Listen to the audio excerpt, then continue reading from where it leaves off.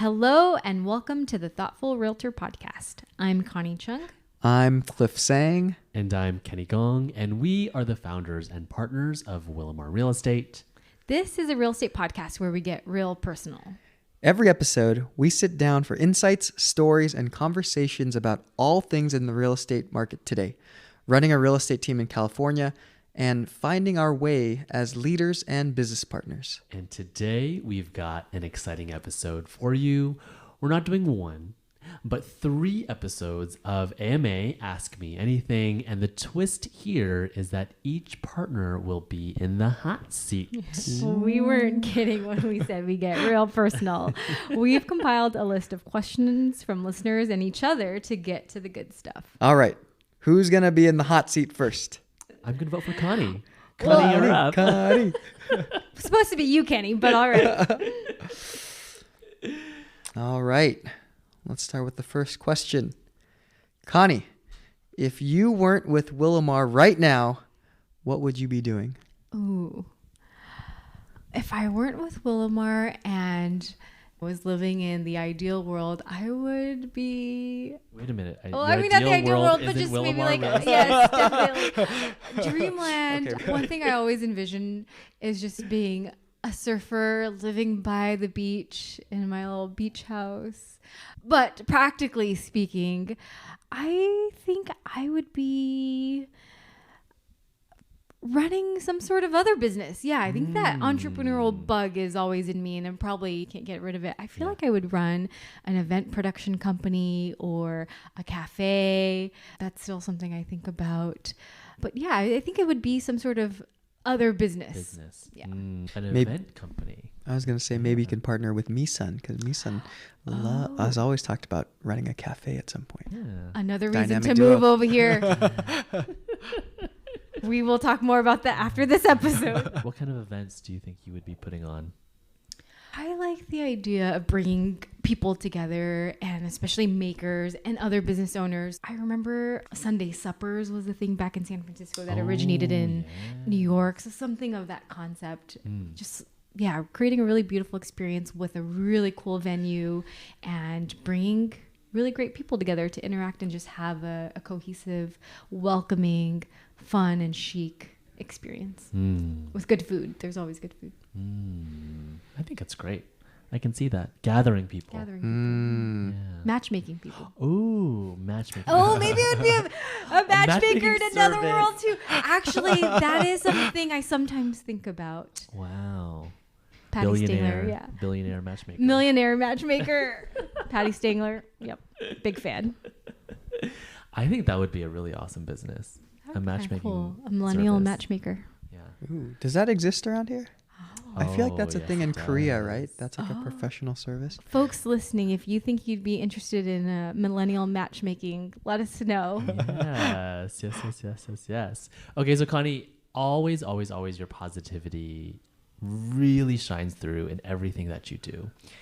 And so I am wondering, how do you stay optimistic in challenging situations? It's so innate in me that I can't think of not being optimistic.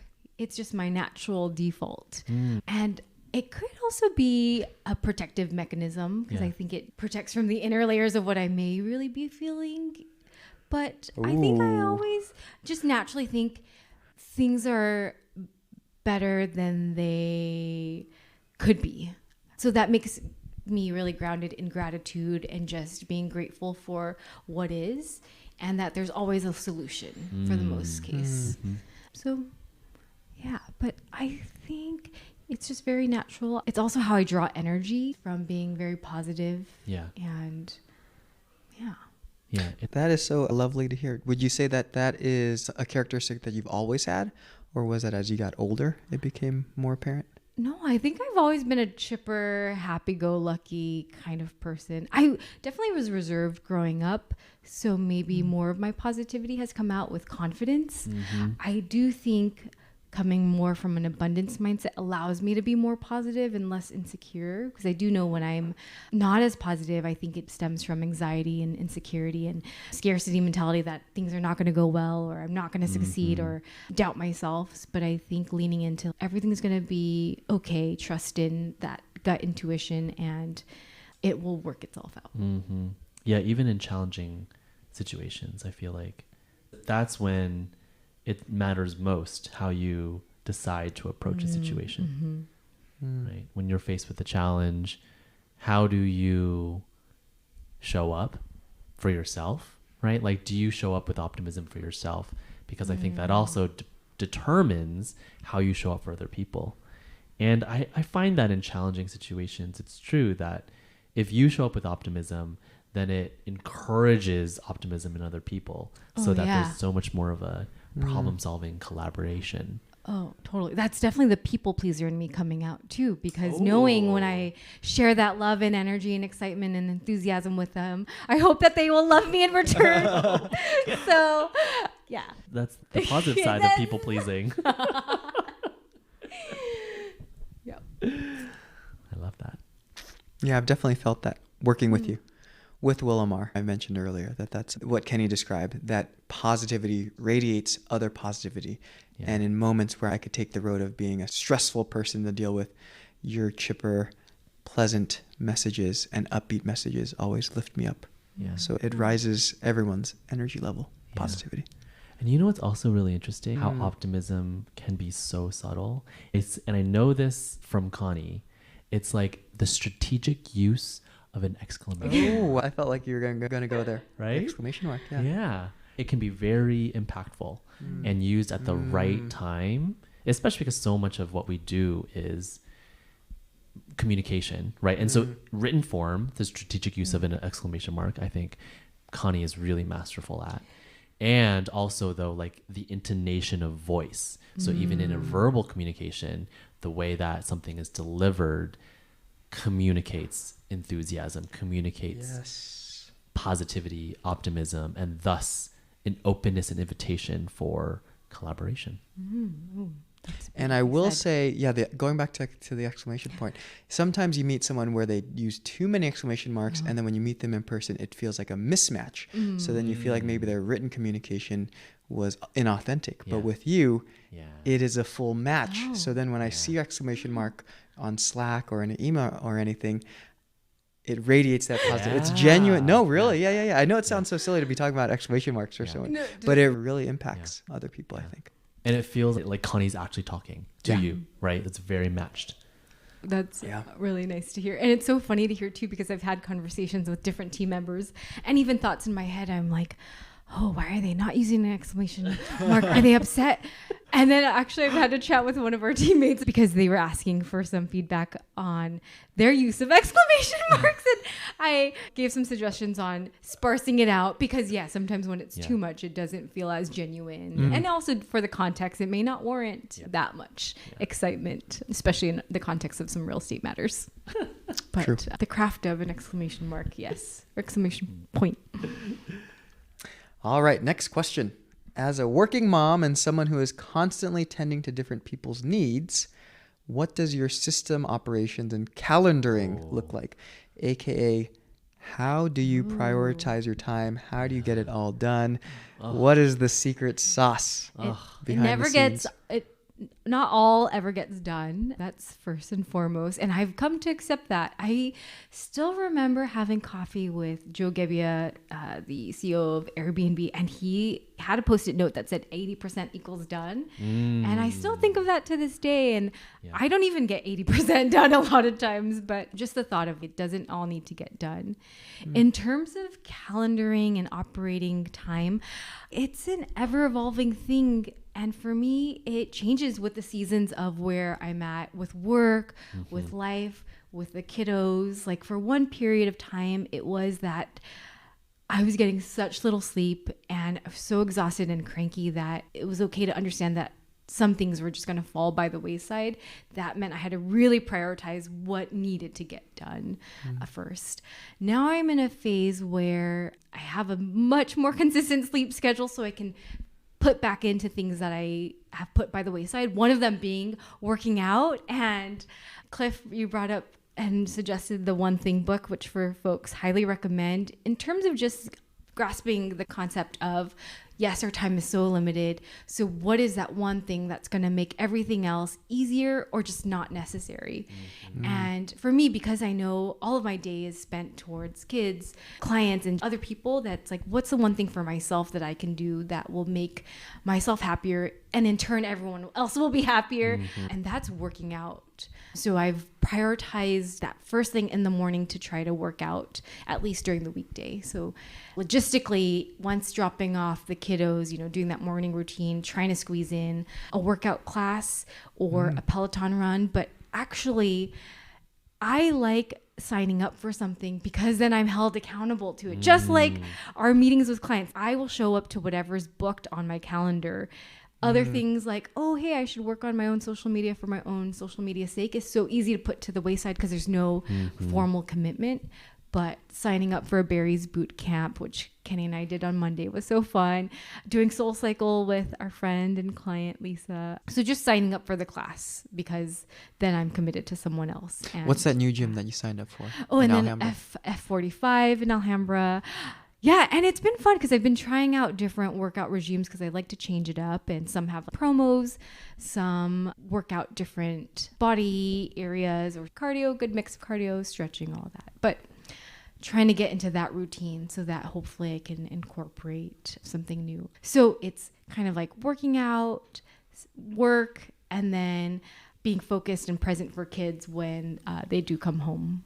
But of course, with the nature of our job, it's not uncommon that, for example, just this morning, I had got out of the workout class and then we had just negotiated a price adjustment on a client. And so messaging, because our client was about to sign, messaging escrow officer to like update the documents while sending out something for DocuSign because it was early hours, and just communicating with team. And it all flows. So with our line of work, knowing that not everything is linear and there's going to be chops in between, and I've really come to embrace that, but to prioritize taking care of me, family, and knowing that the work will always get taken care of because there's that accountability. Any tips on how to remain present in front of your kids? Oh, that's a good one. And so this takes me back to early on when I was a realtor. I'd have meals with Brian, and that ping, or just looking at my phone and being Yes, like, I need to hold on 1 second. And it got to a point so much that he had to ask, hey, can we silence our phones and put it away for dinner? So I try to adopt that same mentality of just keeping my phone on silent when I want to be present with family, or even with going out for a meal with friends or being in a client setting. Yeah, treating the family all as I would clients. When we're talking with clients, it's always they have our full attention, and it's giving family and friends that same respect. And of course, knowing that it's not always perfect, and sometimes you having that phone on, knowing when we might expect a call or something is a little more time sensitive. So our job allows for a lot of not leniency, but just exceptions. Yeah. Yeah, it's also amazing to think about if you take care of yourself in the morning, that really has the ripple effect in how you're able to have capacity for other people. Oh yeah, that's why I find myself being more conscious of eating healthier too, like the ripple effects of the habits and the energy. And plus I know if I hold off for the evening, my whole mind during the whole day is like, oh no, I have to work out, maybe not today. It will be okay if we skip today, and it just won't happen. And in the One Thing book, they talk about the diminishing willpower. The willpower, yes. Yeah. You have the most willpower at the beginning of the day, which makes sense to do the hardest thing at the beginning of the day. And actually for me, as much as I love working out, it is the hardest mentally to show up to a place to work out. So that is half the battle. It's a good one. I have a question about travel. So because you have traveled so much around the world throughout your entire life, especially your young adulthood, from couch surfing in Europe and maybe even in other places as well, to staying in villas in well, of course, in Thailand, which we just came back from earlier this year. I'm curious to know how your sense of travel, how your relationship to travel has evolved over the years. Ooh, it's still one of my favorite things to do. Yeah, to answer the question back, if I weren't at Willowmar, I could see myself living abroad, working abroad in some capacity. I think that would be really Which cool. country? Ooh, I think Spain and Barcelona. I just love it. So many things. The beach, the city, the bohemian lifestyle, the food, the siestas. The siesta. But yeah, I think my love and passion for travel is still so strong. And when I think about saving money, a lot of it is like food, in my home, but also travel. To travel nicely too. I think my travel has evolved where Brian, for example, does not want to couch surf with me. And I to this day probably will not, may not couch surf on my own either in some contexts. But I think just really appreciating nice accommodations. I think there was that one meme video you showed me about like traveling in your 20s versus traveling in your 30s. There's something nice about hotels that I've come to really reappreciate. Yeah. And just traveling a little more comfortably in terms of really nice accommodations. In terms of experiences, I still love doing the local things. So going to the coffee shops, walking around, going to the markets, flea markets, outdoor markets, farmers markets, kind of that stuff. What is it about travel that, can you dig in deeper into why travel kind of scratches? What's the itch that it's scratching? I think a few things. One, it gets me out of my day-to-day comfort zone of routine that sometimes can get monotonous, and it just changes things up. It spices things up, and there's that wonder and awe of discovering something totally new and immersing in a whole new culture and a way of life and a language and food that just satiates this curiosity I have in me to just constantly learn. I think it's always being that learner. And then just the people, as I find that when I travel, I'm much more outgoing in terms of meeting other people. Meeting other people, like approaching strangers. In some ways. Yeah. But actually it depends. When I'm on my own, yes. Sometimes when I'm with people, then I just cling to my groups. But so there's a power in doing solo travel. Yeah. Taking risk. And just that, maybe it's the romantic in me, but just the wonder of what can happen when you go to an airport and just exploring, going to a cafe, reading a book, all that. Just, it is very romantic. Yeah. On that note, so what is the one thing you can't travel without? I would say probably a journal. And it's something I pack every time. Sadly, it's not, I don't use it every time that I pack it. But I think this is the romantic in me where I love the idea of journaling while traveling. And the rare times when I do journal is when I'm traveling. I just love the notion of being in a whole new place, sitting at a cafe or sitting on an airplane and writing the story of what may be, or also just reflecting on what has happened. And I think travel allows for that opportunity because you are transported from where you have been rooted, and it just shakes things up and puts things into perspective. That makes you appreciate what you've had too. That's a really good one. And I feel like over the years you've had, even if it doesn't happen every single time, you've had so many wonderful self-reflective moments in your journals during your travels over the years. So even if it doesn't happen every time, you have access to that if you bring your journal. Do you still have older journals too? Do you ever retain them? Oh wow. I do. Do you ever get a chance to look back at them, or is it? I think I did once and I cringed because reading what I write, it's kind of like these podcasts. I don't like listening to my own voice. I don't really like reading my own writing either because I get embarrassed. Because the style or the thoughts feel outdated or different? Probably the style of writing. And sometimes the thoughts might be immature. Yeah. That's the wonderful thing about journaling. It's about the process of journaling, not necessarily the fact that you are journaling, right? Yeah, that's true. Plus, I can't really read my writing these days. So I probably could not even decipher what I wrote, but the process. So I'm going to go with one last question, which is, what is your ideal weekend, Sunday, look like these days?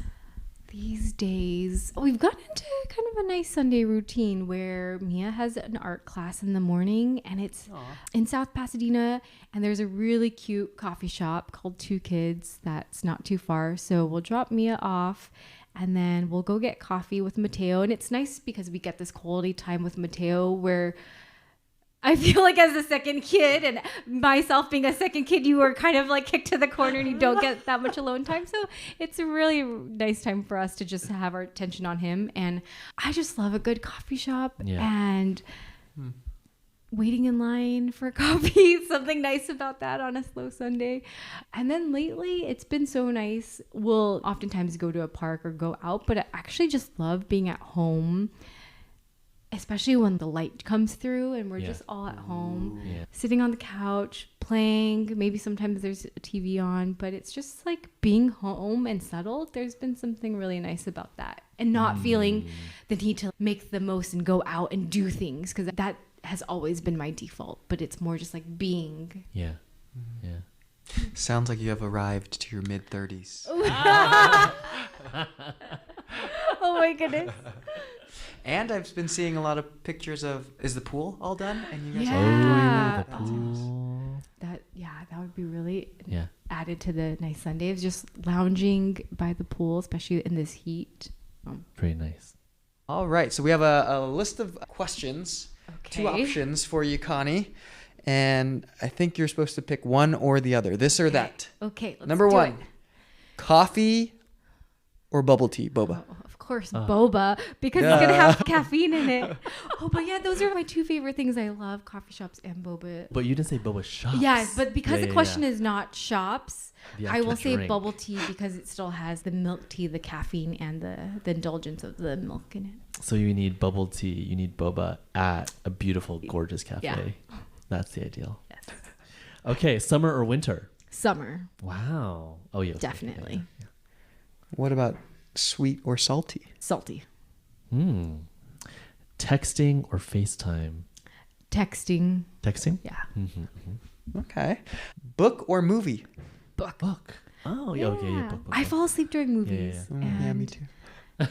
It seems like such a commitment these days. Oh, yeah. Is that also a sign that we're in our mid-30s and can't stay up for a movie? Pizza or pasta? Ooh. That's hard. That's really That's hard. hard. Pasta. Pasta. Early bird or night owl? Early bird. Rainy day or sunny day? Sunny day.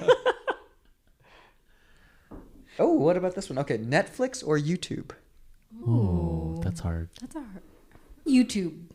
If I think hard about it. Lately, I've been out of shows, so I'm like, what do I watch? And I feel like I can be a little more conscious in terms of what I'm selecting to watch on YouTube. And there's this one Japanese vlogger that I just enjoy watching. Now. Now. N-A-O. Oh, who is it?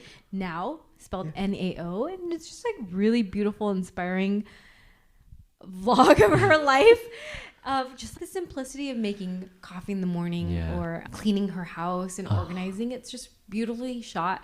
So what I'll do sometimes, I'll just watch it to start my day because it inspires me to like live the life so beautifully that she does. Yeah. Wow. We recently paid for YouTube Premium, which is such a luxury, I know, but it is pretty fantastic to not have ads anymore. Is it a game changer? And on your phone, when you minimize it, or it'll actually minimize the screen so you could actually still watch something while doing something else on your phone. Oh my God. That sounds terrible and wonderful. So it is nice. And you can share with your whole family too. Oh, so you want to share that? Yeah, I was going to say. Indoor or outdoor? Outdoor. Outdoor. Yeah. That's a tough one. But Yeah. Would you prefer travel by car or plane? Plane. I get car sick pretty easily. Plane. Oh, okay. Yeah. Fiction or nonfiction? Books. Oh, you guys have both turned me on to nonfiction books. I feel like yeah. I've been reading a lot more nonfiction recently. I just read Viola Davis's memoir, and it's so good. Really? Finding Me. Yeah. Oh, But I traditionally like fiction. I'm in a nonfiction phase. Nonfiction. Actually, the book right now, I'm reading short essays, and I think they're mainly nonfiction. Nonfiction.